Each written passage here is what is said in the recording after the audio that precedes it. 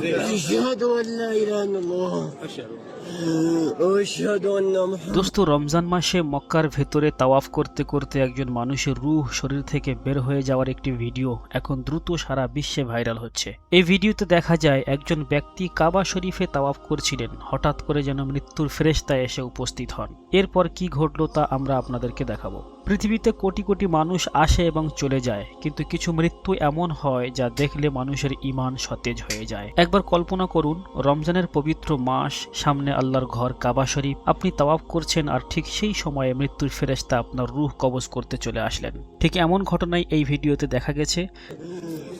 أشهد أن لا إله إلا الله وأشهد أن محمدا رسول الله।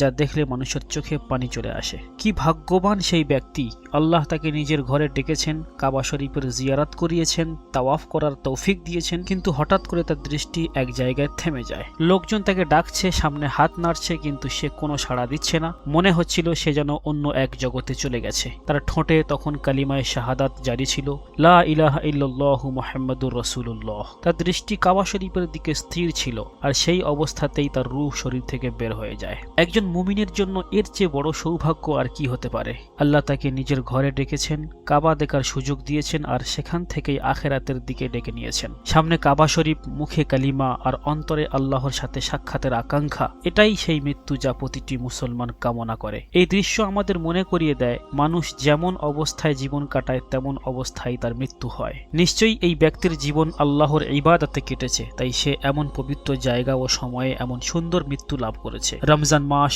নিজেই রহমতের মাস, আর এই রহমতের ছায়ায় বাইতুল্লাহর প্রাঙ্গণে মৃত্যুবরণ করা বড় একটি নিয়ামত। যদি এই ভিডিওটি আপনার হৃদয়কে স্পর্শ করে, তাহলে অবশ্যই অন্যদের সাথে শেয়ার করুন। আপনার মতামত কমেন্ট করে জানান, ভিডিওটি লাইক করুন এবং এমন আরো ভালো ভিডিও পেতে চ্যানেলটি অবশ্যই সাবস্ক্রাইব করুন।